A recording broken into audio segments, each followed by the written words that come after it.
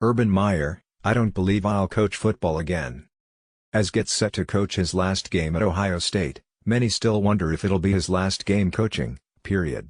In fact, arguably the most noteworthy moment of the early December press conference announcing another retirement came when Meyer was asked if he's finished coaching. Meyer said, although he later added, when asked about his future in the profession, I believe I will not coach again. Even that last assertion, though, came with a qualifier that certainly left the door open in the minds of many observers. Fairly certain. Ahead of his first ever appearance in the Rose Bowl in what's presumably his last game ever as a head coach, Meyer was again asked about his future and reiterated that he doesn't believe he'll be on the sidelines beyond the New Year's Day game. I believe this is it, the 54-year-old Meyer said, by way of, when asked about his coaching future on ESPN's College Game Day show Saturday. Once again, that's between myself and my family, but I don't believe I'll coach football again. I feel like I am leaving on my own terms. I've been a Buckeye since I've been this big. I love this area. My dream was to hand it off to someone who I think is not only great but I think he'll make us stronger. When he, twice, while at Florida, were cited as part of the reasoning behind Meyer's departure. Fast forward nearly a decade, and health issues were again cited when the Ohio State head coach. For years, Meyer has dealt with that puts and sometimes during the Indiana game earlier this season. At his retirement press conference earlier this month, Meyer pointed to the headaches as the primary impetus for his decision.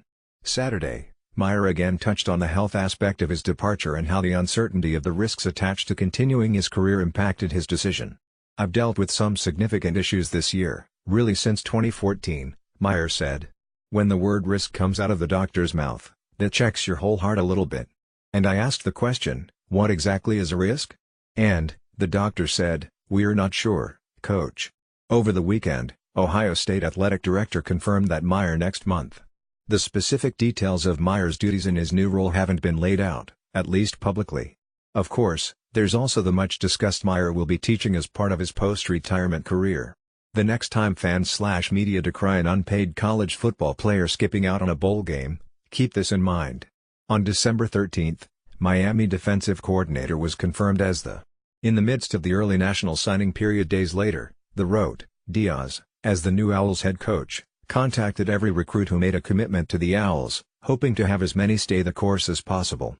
Exactly 17 days after Diaz was hired by Temple, announced that he had as the Hurricanes head coach. Showing yet again that adult coaches aren't held to the same standard as teenage recruits, Diaz officially abandoned those very same prospects he persuaded to stay the course as it was announced late Sunday night that Diaz will replace Richt as Miami's next head football coach. Below are the relevant quotes from individuals who truly don't care about student-athletes unless they serve their own purpose. In addition to the above quotes, Diaz attempted to explain away his abandoning of a football program he just a handful of days ago signed on to lead. I hate the way this unfolded with respect to Temple, Diaz said in a statement. I was given a tremendous opportunity to lead the Temple program and I was actively engaged in doing just that when I woke up this morning. I never saw this coming, no one did. I do hope that the Temple players, administration and fans appreciate the uniqueness of this situation and the overwhelming pull to stay home. Pat Kraft is a phenomenal leader and I know he will hire a great coach to move them forward. Michigan State, 7-5, versus Oregon, 8-4. The 17th Red Box Bowl. 3 p.m. ET on Fox. Levi's Stadium, Santa Clara, California. The moment Oregon quarterback announced his decision to return for the 2019 season in Eugene, this game immediately became a bit more notable. With Herbert coming back next season, the chances he would sit out of this bowl game were practically eliminated, which means we get to see one of the top quarterbacks in the nation play in a bowl game and attempt to set the tone heading to the offseason leading up to what could be a promising 2019 campaign for the Oregon Ducks. Herbert will lead an Oregon offense that isn't quite like the glory days under former head coach, but one that is continuing to build confidence in their own style under first-year head coach. In addition to an efficient passing game with Herbert, the Ducks know how to run the ball as well. Freshman and combined for 1,696 rushing yards and 14 touchdowns, Virtle getting a healthy share of the scores with 10 touchdowns. Michigan State's season had more than a few bumps in the road with key injuries and tough losses, but the hope for the Spartans is that having a healthy at quarterback and running back should give the Spartans a needed boost on offense. If healthy, Michigan State should be able to move the ball on the Ducks, but Michigan State's offense has come up small at times this season. Michigan State combined for 26 points total in their final 3 games of the season. They won't be able to afford a sputtering offense in this matchup. Oregon -3.0. Oregon 27, Michigan State 24. Stanford, 8-4, versus Pitt, 7-6. The 85th Sun Bowl. 2 p.m. ET on CBS. Sun Bowl Stadium, El Paso, Texas. Both the Panthers and the Cardinal have made some pretty interesting memories over the years while competing in the Sun Bowl, so it's appropriate that the two programs who love to run the ball and play defense will met for the first time in recent history way out in West Texas. For the Cardinal, their season has been full of ups, like coming back to beat Oregon, and downs, like their struggles to keep star tailback going. He'll miss this one to get healthy for the NFL draft. Some time off and a few extra practices offer the opportunity to end the year on a high note though, as well as the chance to get a 9th win for the 8th time in the last 9 seasons.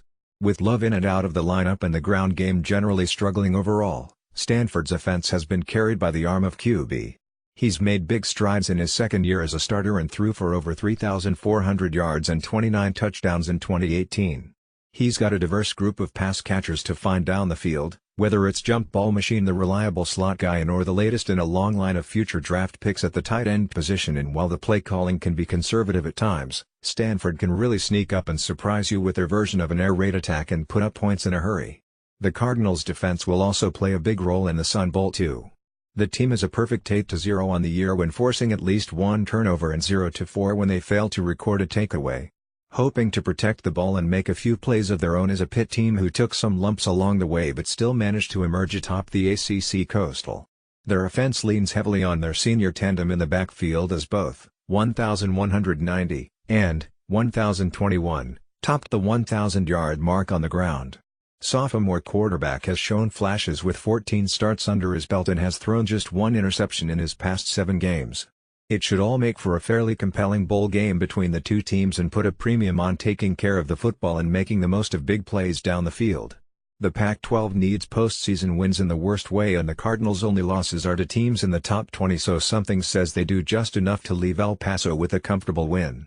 Stanford 31, Pitt 17 intends to transfer from Georgia, and it was immediately reported Ohio State as the most likely destination for his services. Turns out, the train is already far enough down the tracks that told that Fields has reached out to inquire about what it's like to be a Buckeye. This would obviously be a good thing for Ohio State.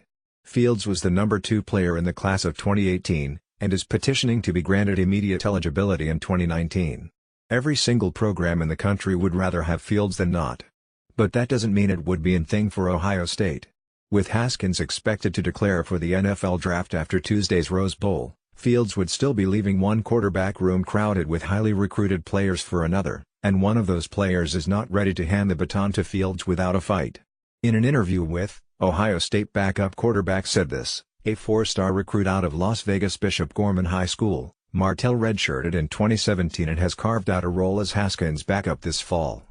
Playing in a specially designed short yardage and goal line package in addition to mop-up duty, Martell has completed 23 of 28 passes for 269 yards and a touchdown while rushing 22 times for 128 yards and 2 scores. But it's more than just that. Martell thinks his incumbency advantage is real due to the complicated nature of this offense.